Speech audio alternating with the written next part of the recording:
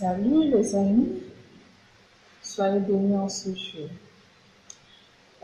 Aujourd'hui, j'ai décidé de faire cas de parler de la prévention. Bon, qu'est-ce qu'on entend par prévention? Prévention au niveau de la santé surtout. Ce que j'entends par prévention, c'est la méthode adoptée. Ce qu'il faut faire pour éviter que notre état de santé s'empire devient plus grave. Je prends un exemple tout banal. Quelqu'un qui est diabétique, tu es diabétique et on te met sur un régime. Tu refuses de suivre ton régime, tu ne tiens pas compte de ça parce que ça demande assez d'efforts, assez de courage. Il y a certaines choses qu'il faut abandonner quand on est diabétique, il y a certains aliments qu'on ne peut pas consommer. Mais toi, tu refuses de faire cas de ça. Tu manges ce que tu veux, tu vis comme tu veux. Tu t'en fous des mesures de prévention, des mesures d'hygiène, tout ça, là, rien.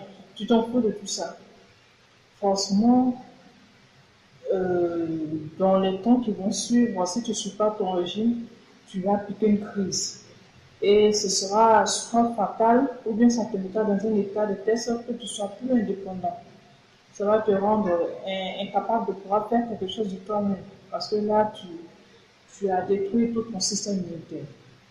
Donc, c'est de ce genre de méthode que je vais parler, c'est-à-dire les consignes à suivre concernant euh, les dispositions à prendre pour ne pas chuter, pour ne pas être dans un état de maladie avancée. Je vais commencer par le tout début, c'est-à-dire déjà à la naissance.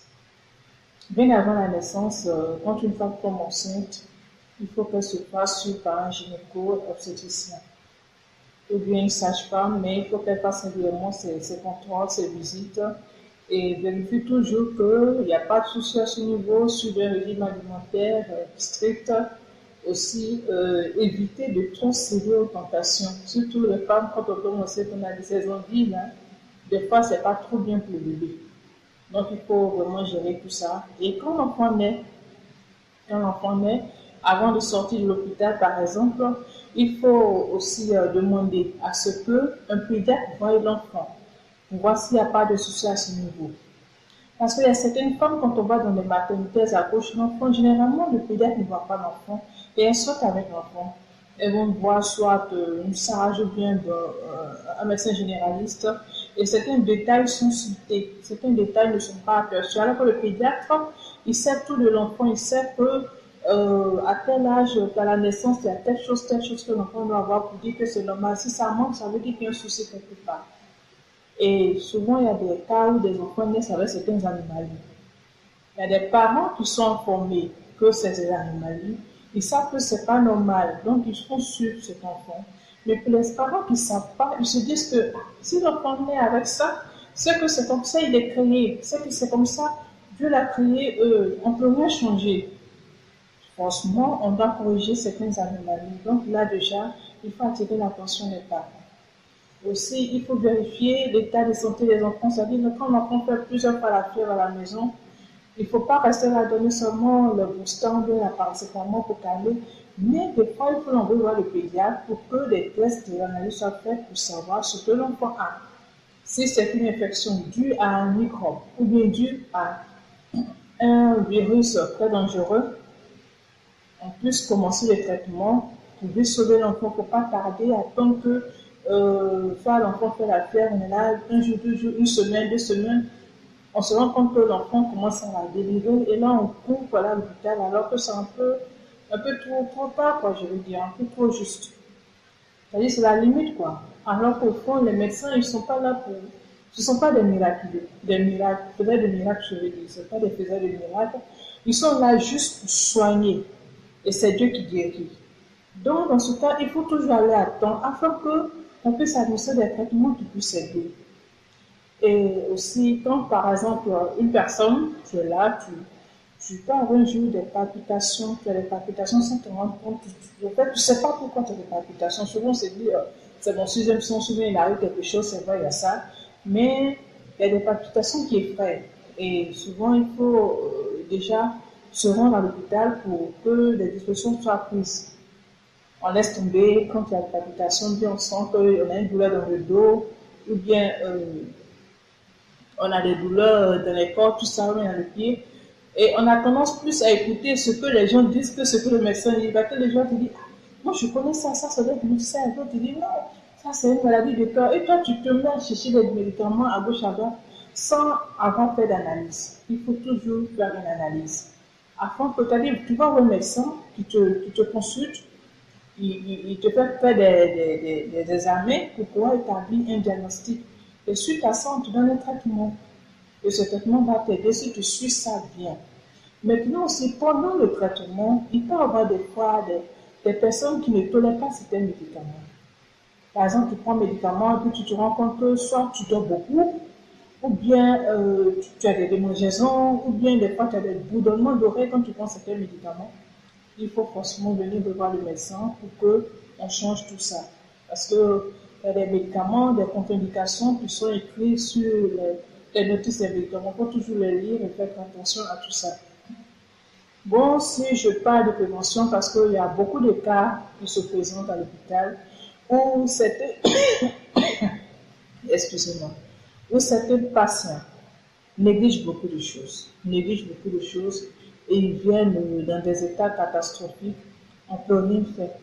Le patient est là en train de souffrir, on ne peut pas faire grand chose parce qu'il n'a pas pris le temps de se soigner. Il a attendu à ce que la maladie vieillisse en lui. Le mal s'est approfondi, s'est installé. Le mal a fait de lui sa propriété, je veux dire. Et tu es là, on ne peut rien faire pour toi. Tu viens à l'hôpital, ce qu'on peut faire, c'est te donner quelques calmants pour essayer de t'aider à gérer la chose. Sinon, c'est compliqué. Donc, c'est vraiment, j'attire vraiment notre attention. J'attire vraiment notre attention. Et c'est comme si j'aurais appris par les médias aussi qu'il y a une épidémie de dengue qui existe. Il faut vraiment faire attention.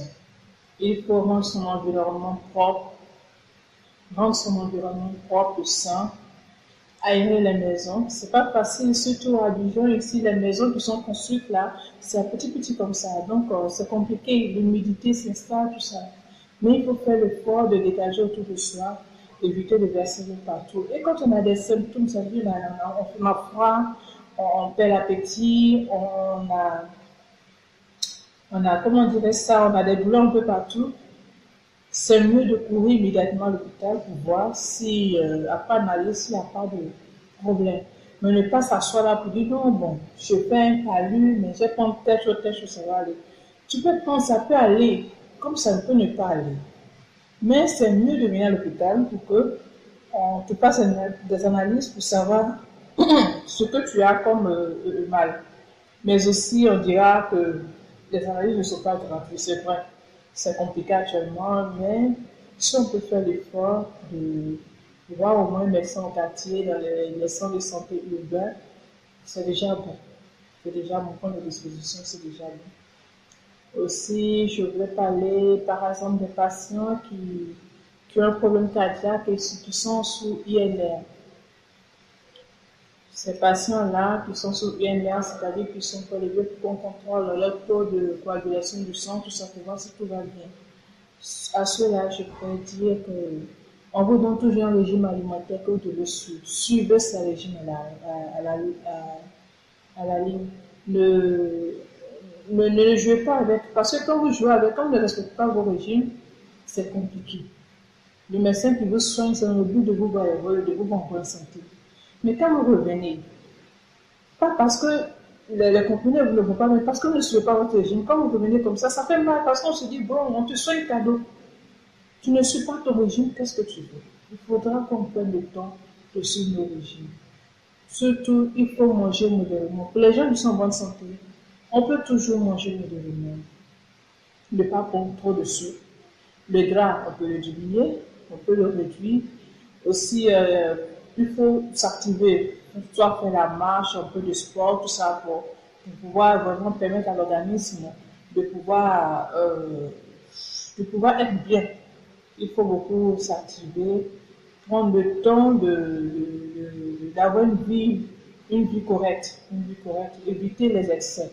Tout excès nuit, et c'est pas faux, tout excès nuit. Que ce soit le bon sens comme le mauvais sens, tout excès nuit. Donc, prendre des précautions pour que vraiment notre vie soit agréable à Dieu, parce que tout ça aussi fait partie de la vie que Dieu nous donne. Donc, sur ce, c'était mon message d'aujourd'hui. Je vous souhaiter un bon moment, parce qu'actuellement, c'est pas facile, il y a trop de soucis financiers. Mais je pense qu'avec la grâce de Dieu, on peut toujours s'en sortir. Donc, je vous souhaite un très bon moment en présence de Dieu. Et surtout, prenez soin de votre santé. Prenez soin de votre santé. On n'a pas forcément besoin d'avoir l'argent pour prendre soin de sa santé. On peut toujours tout modérer, de manière modérée. On peut utiliser les choses, manger les choses et vivre sa vie modérément, sans excès. Pas l'excès même. Sur ce, Dieu vous bénisse et à nous revoir pour la prochaine vidéo. Merci.